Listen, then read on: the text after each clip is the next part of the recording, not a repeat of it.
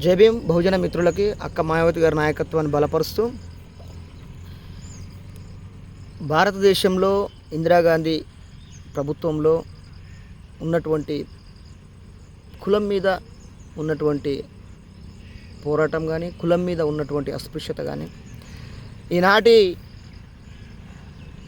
పరిస్థితుల్లో మొదలుకొంటే ఆనాటి నుంచి కూడా పరిస్థితుల్లో మొదలుకొంటే భారతదేశంలో కమ్యూనిస్టులు కేవలం ఆర్థిక పోరాటాలే చేశారని చెప్పేసి చెప్పుకోవచ్చు. కులం వ్యతిరేకత పోరాటాలు ఏనాడు కూడా చేయలేకపోయారా అని చెప్పేసి చెప్పుకోవచ్చు. కమ్యూనిస్టులు నిర్లక్ష్యం వల్ల భారతదేశంలో కులం ఘనీభవించని చెప్పి చెప్పుకోవచ్చు. అస్పృశ్యత తాండవించిందని కూడా చెప్పుకోవచ్చు.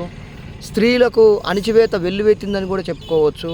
రాజకీయ నాయకులకు నీతి నియమాలు లేకుండా పోయాయని చెప్పుకోవచ్చు. దేశంలో అంతర్గత కల్లోలానికి గురైందని కూడా చెప్పుకోవచ్చు.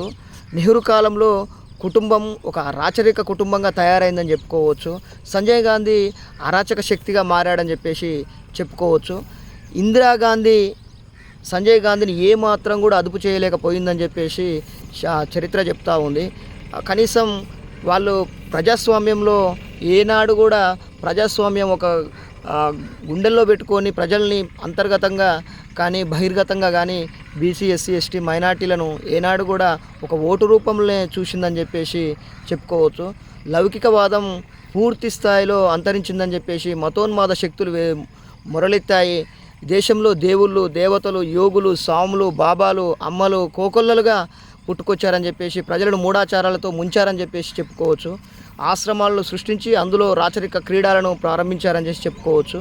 ఆశ్రమాల పేరుతో 100 ఎకరాలు కబ్జా చేశారని చెప్పేసి కూడా చెప్పుకోవచ్చు. ప్రభుత్వం పేదలకు ఇవ్వటం లేదు, కానీ బాబాలకు స్వాములకు మాత్రం 100 ఎకరాలు ఇవ్వడం ప్రారంభించిందని చెప్పుకోవచ్చు. దేవతలకేమో బంగారు ఆభరణాలు పట్టు చీరలు, పేదలకేమో పాతగుడ్డలు, కనీసం కట్టుకోవడానికి బట్టలు, ఎలాంటి పాత చీరలు పేదలకు పూర్తిగా కట్టుకునే వస్త్రాలు కూడా కరువయ్యాయని చెప్పేసి చెప్పుకోవచ్చు.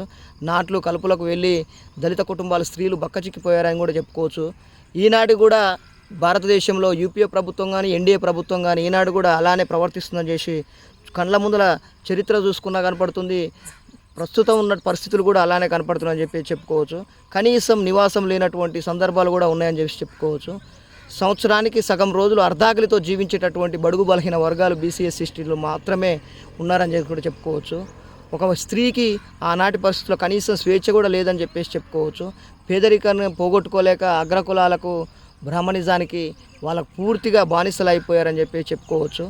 ఆనాటి సందర్భాల నుంచే ఇందిరాగాంధీ గారు కానీ ప్రతిపక్ష పార్టీలు కానీ ఎమర్జెన్సీకి సపోర్ట్ చేసి ఎమర్జెన్సీని ఆవిర్భవించారని చెప్పేసి చెప్పుకోవచ్చు. కాబట్టి ఈ దేశంలో బడుగు బలహీన వర్గాలు కానీ బీసీ ఎస్సీ ఎస్టీ మైనార్టీలు కానీ సంబంధ కులాల్లో ఉన్నటువంటి అణచబడిన వర్గాలకు కానీ పేదరికానికి దారిద్ర్య రేఖకు బతుకుతున్నటువంటి ప్రతి కుటుంబానికి దండగా ఉండేటటువంటి ఈ దేశంలో భారత రాజ్యాంగాన్ని కట్టుబడినటువంటి పార్టీ బహుజన్ సమాజ్ పార్టీ అని చెప్పేసి నేను ముక్త కంఠంతో చెప్తా ఉన్నాను.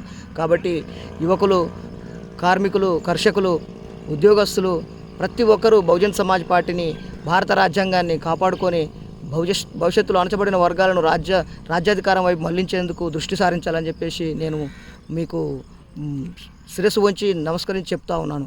జై భీమ్, జై భారత్, జై బీఎస్పీ.